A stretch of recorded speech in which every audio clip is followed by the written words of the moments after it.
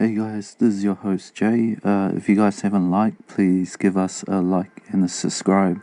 This is the part 2 ET versus human psychics. If you guys haven't seen part 1, please follow the link and check out part 1 first before part 2 will make more sense. So guys, before we begin, I just want to talk a little bit about the tier system, okay? So the tier system will class in the psychics and power scale, ability and rarity, right?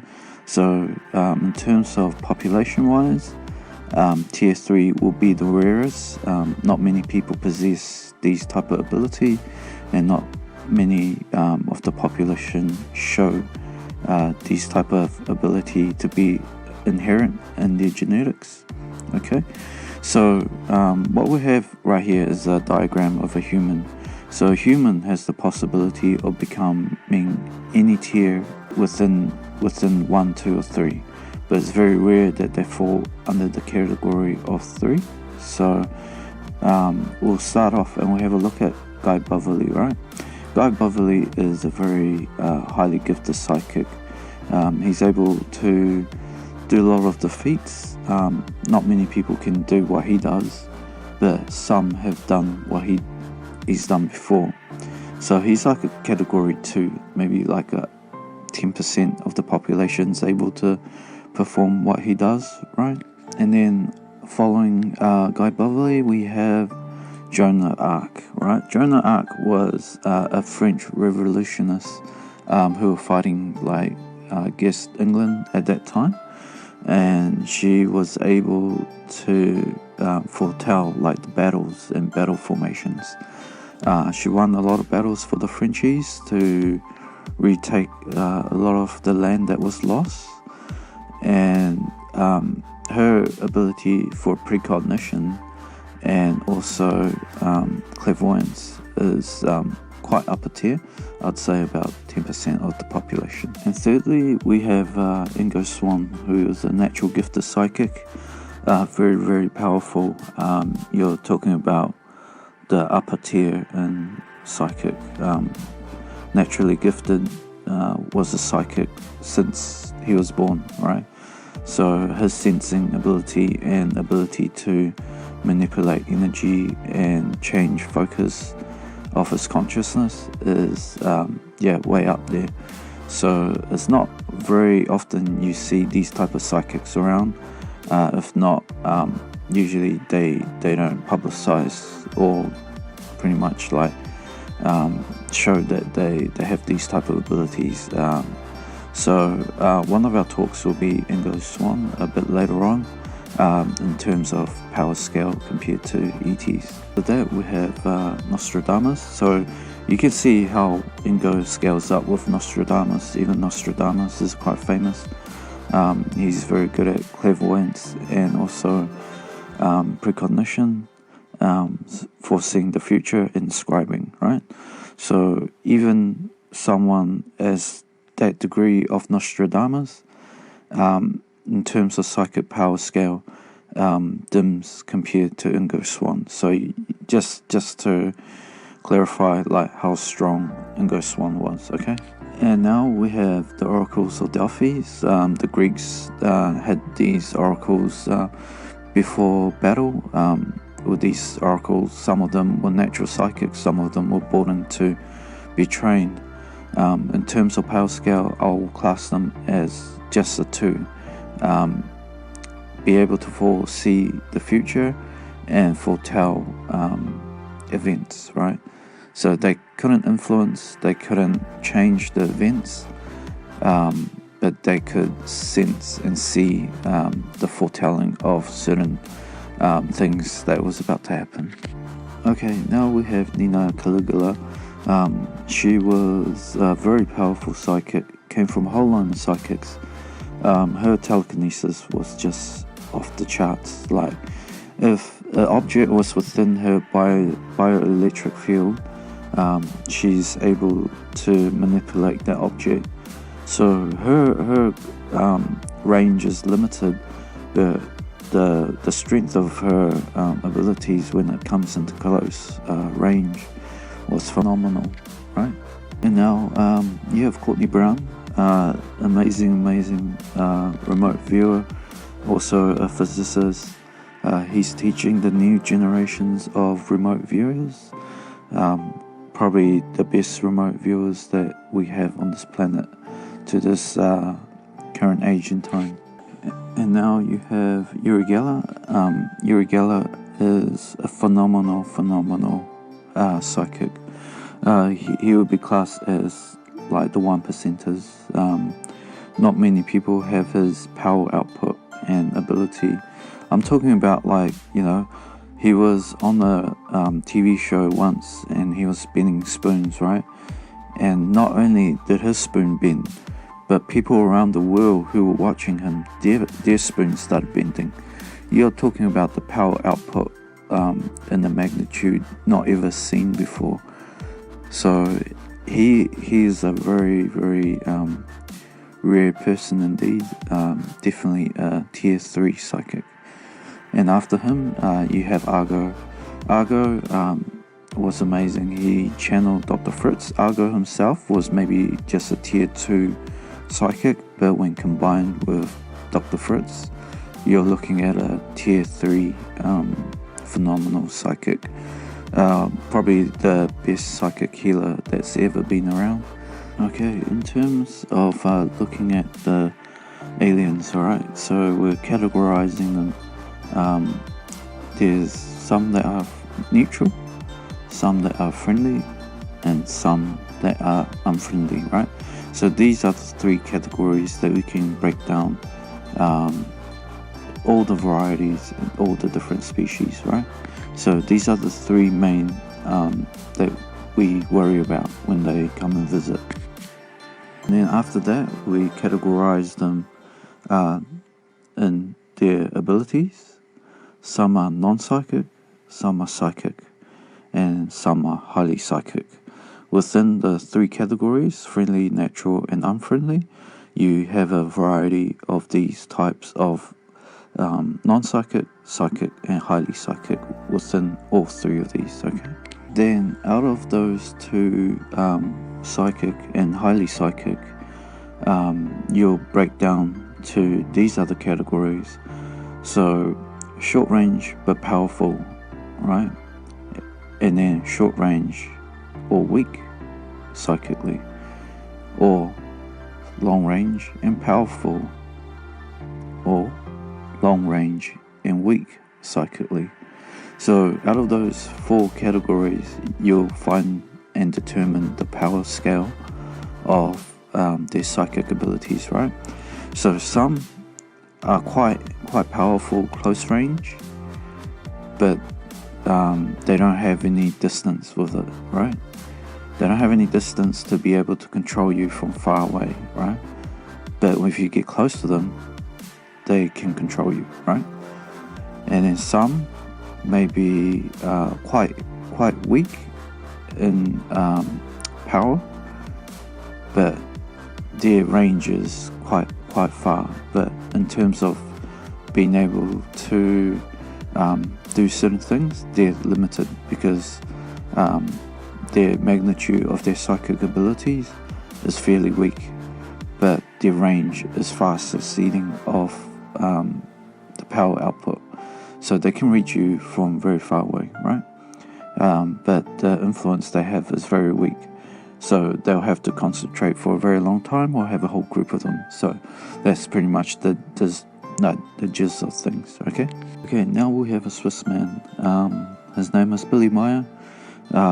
He was the famous contactee. Like, this guy has so much video, photographic evidence, material, trace evidence. Not only that, radar sightings, contacts by numerous other people in agencies, right? So this guy has probably like the most documented UFO pictures and videos that anyone else has ever come across, right? He was getting trained by the Palladians as an ambassadorial for Earth to Earth people, right? They were notifying him of the changes and things such as events that was going to be happening if we don't change our course of our trajectory of where we were headed to, right? When did the experiences begin? The contact begins on January 28, 1975 in Hinwil. Mm-hmm. How did it happen? What made you go outside into the forest? I got something like a very nice voice in my head. I heard something to leave the house, to go out and to take a photo camera with me. So I left my house, and then when I was far upsides from the village, I heard a singing noise in the sky. And when I was looking up there, I have seen a disc. This disc was flying over the clouds, and then it came to the point where I was staying with my motorcycle. Then slowly it came lower and lower and set it down between the white trees and the forest there behind. Mm-hmm. Maya later photographs the impressions left by the disc's tripod landing gear. The grass has been pressed and swirled in a counterclockwise direction. Even a year later, the grass has not sprung back, but Maya notes that the impressions swarm with insect life. Then I have seen a person who came out of the disc. Person came out? Yeah. And when the person came out of the left side of the trees there, I have seen that it is a woman. Mr. Meyer, what did they look like? She looks like a human from this earth. Like you, like I, like human beings from this earth. You call us extraterrestrials, and you attribute to us superhuman powers. But we are like you. We too are still far removed from perfection and must evolve constantly, just like yourselves. After the first words, we turned and was going to this tree here. You walked over here? Yeah. How tall was she, Billy? About 1 meter and 70 centimeter. About like that? Show a little bit. About like my size. Ah. Yeah. Mm-hmm. And then she sits chest here, and I here. Sit down. Ah. Then you sat here and talked to her?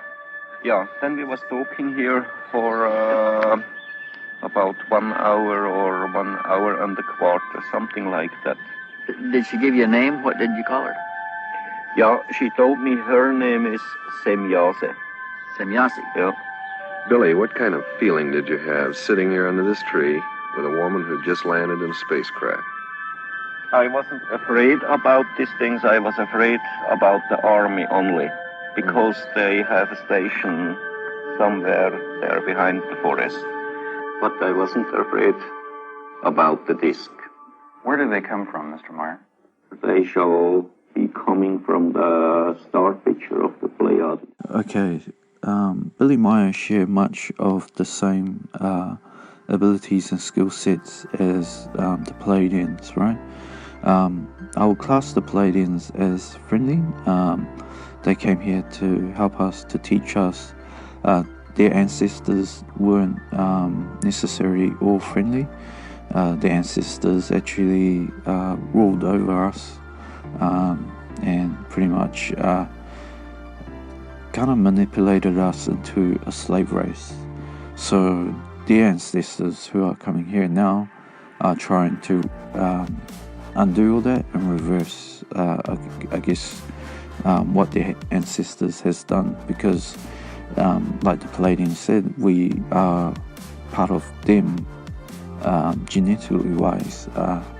We are one species anyway. Some of the feats they're able to do, okay, they're able to read mind, astral project, levitation, precognition, telepathic, telekinesis, remote viewing, highly spiritual. These beings are very spiritual in nature. They don't like to be around beings of lower vibration, and because they're highly sensitive, they can pick up on your thoughts quite easily, even though you don't mean to send out these type of vibration and belief systems. They can pick it up quite easily, right? Because Billy Meier was trained under them, he shared much of their abilities, but to a lesser degree, okay? Due to his limitation of being on Earth, right? So some of the abilities Billy Meier had was also reading minds, astral projection, levitation, precognition. If you talk about precognitions, this guy had survived, like, I believe 14 assassination attempts on his life, and yeah, he was able to bypass all those attempts, right? Okay, so he was classed there as one of the most amazing clairvoyants and precognition ever existed, right? So he's also telepathic, telekinesis, and also has remote viewing. Some of his feats, he was able to remote view from Earth all the way to the Pleiades, where one time when Sappheiros was injured, he was able to see where she was, locate her, and see what was going on with her. So in terms of power scales, I'll class Billy Meier as a tier 3 psychic, and also the Pleiadians that came were also a tier 3 psychic. Okay, here is Betty Barney Hill. They were quite a famous couple that were adopted by Zeta Reticuli. It's quite interesting how things unfolded. Barney was driving and he saw a set of lights that were kind of following. He pulled over, got out of the vehicle, and noticed like they were coming closer. So he jumped back into this car and drove away. And then further down the road, the lights actually landed and kind of blocked their road. And Barney, like, he didn't know what was happening. So he pulled over and got out of the vehicle to see what was going on. And Zeta Reticuli got closer, and he noticed these weren't humans, so he started panic.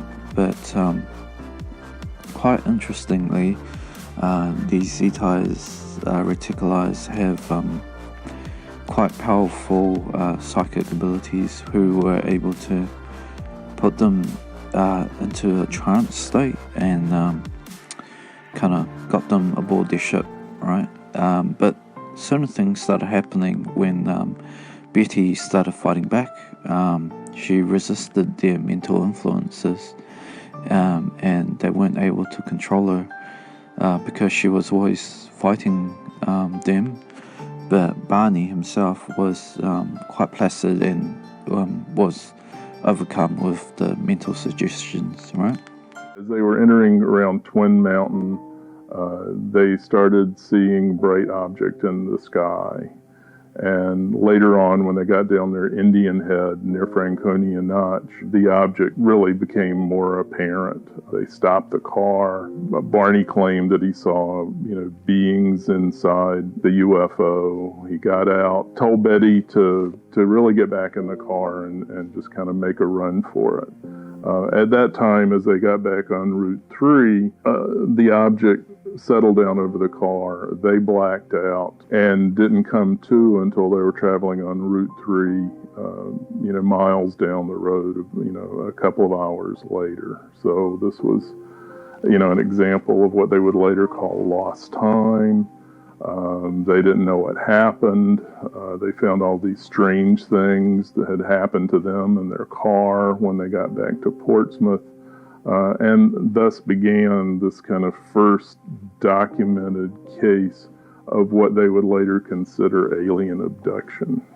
The Betty and Barney Hill collection is really a reflection of their experience, and then later on, Betty's involvement in really trying to advocate for the fact that UFOs and visitors from other parts of the universe exist. So, resisted their mental suggestion to relax and comply. Barney did have a precognition of the Zetas wanting to take them, right? Both succumbed to mental screening, so their memories got wiped, but then there were some leakages, right? So the Zetas themselves show very powerful imprinting of imagery and mental influences and suggestion, also being able to control their subjects, right? With their own motor function. So this is a very high degree of psychic controlling, mind to mind, right? Their range is very, very low because they had to land their ship and walk up to Betty and Barney. So it applies a range of maybe 10 meters or less, right? But once they got into range, they were very, very powerful. But with that power-wise, I guess if Betty was in the anger state, she would be more focused, and it showed that the Zeta Reticuli were not able to control her at all. They had to actually calm her down and reason with her and talk to her. So, in terms of the events that unfolded, I would class Barney as a tier 1. Like your average human that's not aware of their psychic abilities, and then Betty is a more powerful individual who's able to be more focused on. So Betty is a more powerful individual. She's able to resist their mental influence, and also being angry kind of focused her mental abilities to be able to resist any mental suggestions and mental influence. I would say the Zetas, they would be about a tier 2 psychic. Now we have Men in Black, right? You have 2 types of Men in Black. These are all being told, like people send them, like, you know, there's even agencies that are trying to find out who these guys are, right?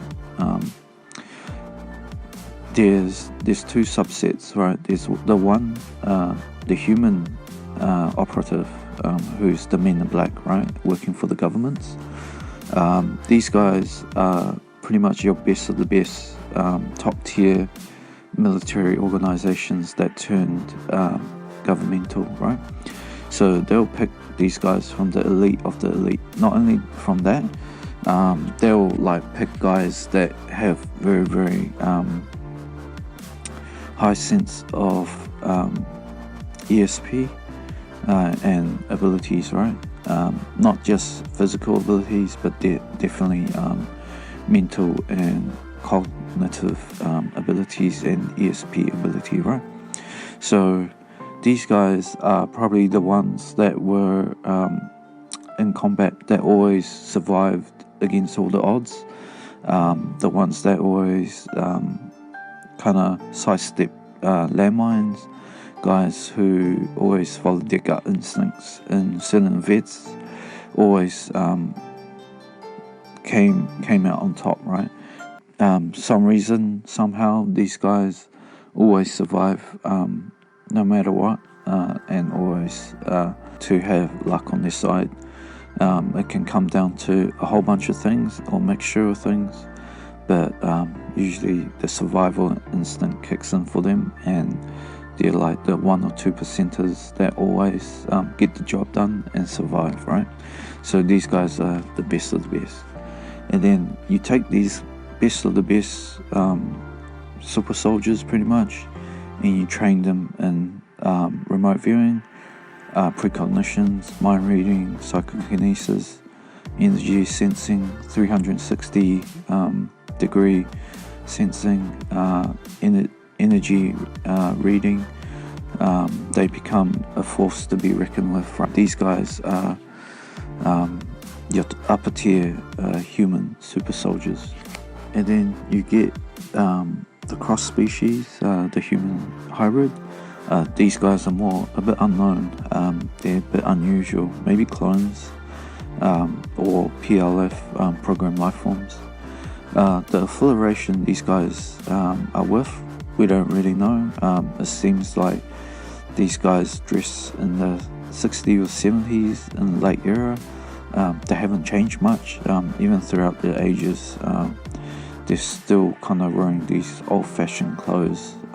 Task force is usually inquiring about UFO events that other people have encountered, and usually they just silence them or spook them, right?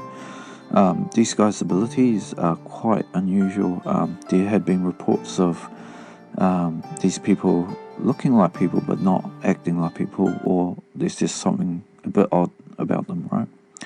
But for some reason they're able to track down any UFO events that's happened and be anywhere the subjects are, right? So they have the ability to pick up on these type of things, and it seems to be they're more focused on these types of events, right? Some of the abilities that they've had shown and people have mentioned, they can read minds, telepathy, image printing, and mind-to-mind. They're able to appear, materialize, and dematerialize. They're able to track their subjects no matter how, where the person is hiding. They just seem to know where the person is, right? So these type of feats are quite unusual, and I'll class all these guys as tier 2 in terms of psychic scales. Okay, now we have Dr. Strange, Frank Strange. He was the author that wrote Stranger in the Pentagon. It's about a group of Venusians that came to Earth after World War II. They started dialogues with the governments to try and stop World War III, right, to disarmament of nuclear weapons, and also to set up organizations of United Nations, right, to have peace on Earth. Like these guys, the Venusians who came, if you read the book Stranger at the Pentagon, these Venusians seem more like from the Galactic Federation, but from the Ashtar Command, like the military branch, because some of the things they were doing were very sophisticated and more towards goals of disarmament and world peace. Valiant Thor. He grabbed my hand. His hand was skin soft as a lady's or a baby's skin, but it was a grip of a man. And we spent 30 minutes, mostly me asking questions and he giving answers. And he claimed that he was from the inside of the planet that our Bible calls the morning and the evening star, the planet Venus. He said yes. All of this time, Mr. Thor was at the Pentagon for 3 years, mind you. And he was going and coming at will.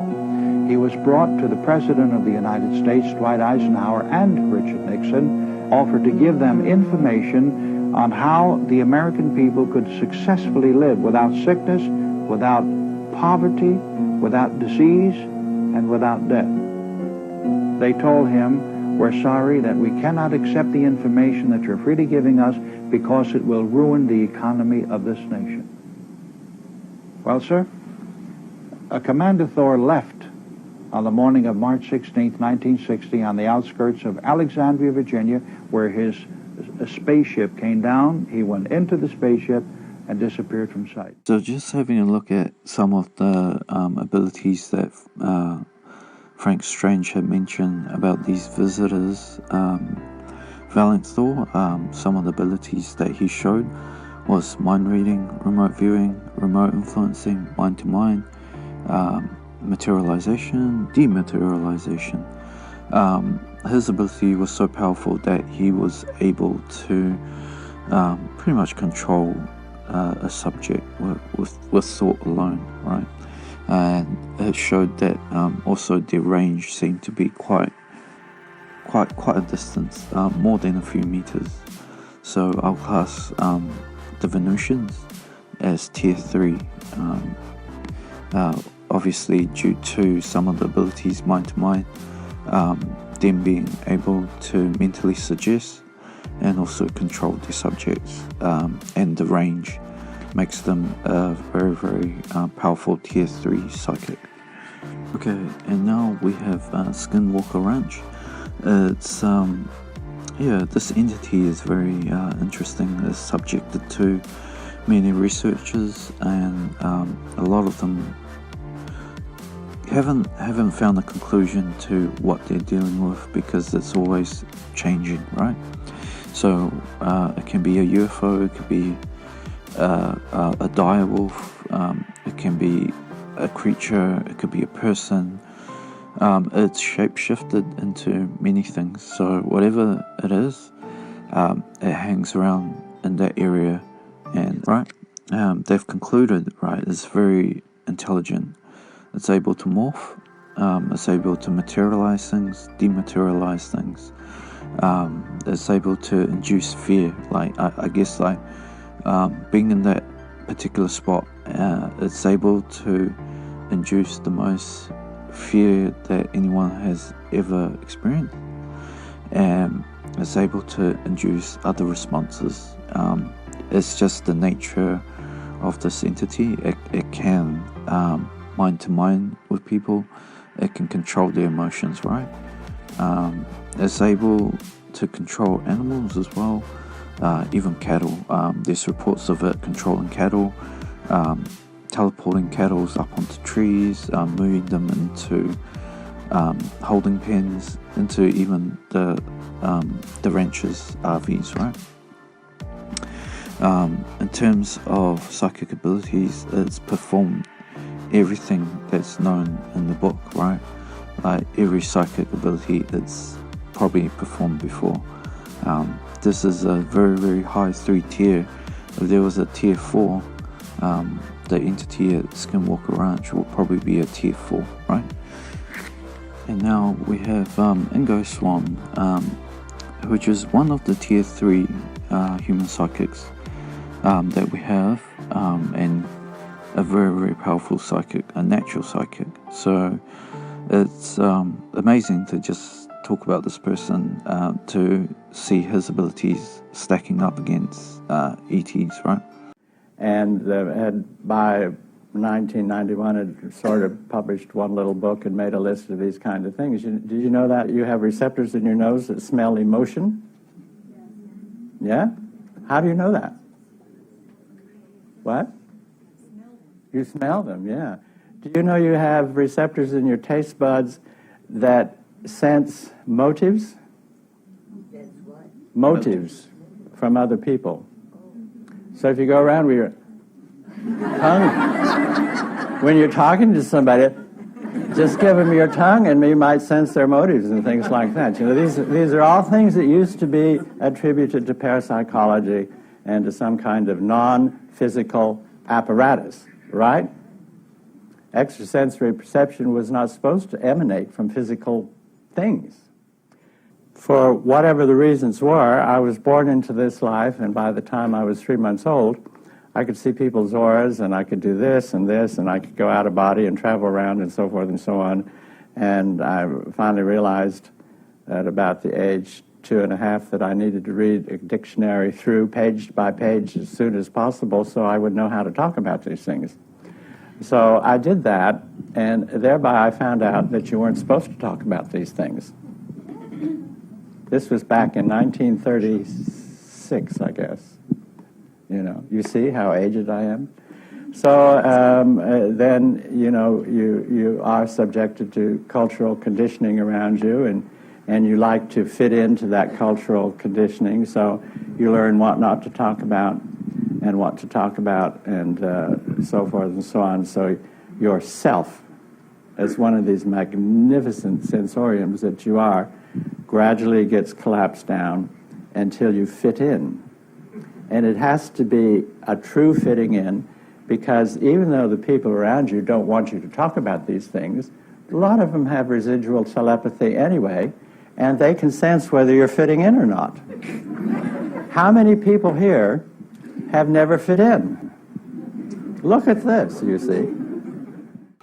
So, in one of his books, he had written Penetration. If you guys have a chance, please read through it. It's by Ingo Swann. It's an amazing book. Like, it's one of those must-read books, okay, right? So, him and a colleague who were studying ESP were hosting, I guess, like a dinner event. And Ingo went to get some like supplies, right? Like food supplies. And this was in Hollywood, and he bumped into this very, very attractive woman who was getting some artichokes. And then he kind of maneuvered his way next to her to kind of get a better look, because she was very, very beautiful, right? But then within his psychic sense, he picked up that she wasn't human, right? Like, everything in his senses activated, like, you know, like a danger sense. Even him, he felt like, whoa, this person is quite dangerous, right? And this was later confirmed, if you read the book, this was later confirmed by a couple of people that he saw that were following this entity, right? So, in terms of that encounter, Ingo Swann had detected that ET presence when he was next to that ET. That ET didn't seem to have picked him up, because if you think about it, Ingo was focused on that person, individual, right? And that ET, even though they look human, was going about doing other things, like, you know, picking up the artichokes, looking through like fruits and veggies, right? With that, they might have been distracted and not picked up on Ingo, right? If you think about it, like, if they were hostile, like the aliens, if they were hostile, the only thing that could discern them from human, right, would be human psychics. So human psychics themselves would be the most, I guess, known threat to them, right? Because they're the only one that's able to perceive what they really are, as opposed to other people who just see them as other humans, right? Okay. So before that, Ingo was doing some remote viewing, and he was spotted by other beings that were on the moon. I guess he was remoting viewing the moon, and he saw, like, you know, human looking aliens, but kind of butt naked human aliens up on the moon, and they were like, there was a mist around them, but these guys were able to pick him up when he was remote viewing them. So they actually looked up at him when he was remote viewing, and also astro traveling. So whoever these entities were, kind of looked at us, but had definitely sensing abilities like the upper tier psychics. So if you guys haven't read the book, pick up Penetration by Ingo Swann. Yeah, it's an amazing read. So I'll class Ingo as a tier 3 psychic, and whoever he encountered on the moon and in the supermarkets were also tier 3 highly psychic ETs. Yeah, they said, like, Hollywood was full with these AI programmed biologicals, some of them might be even very, very psychic like Ingo. But yeah, sweet, thank you for watching, and please like and subscribe.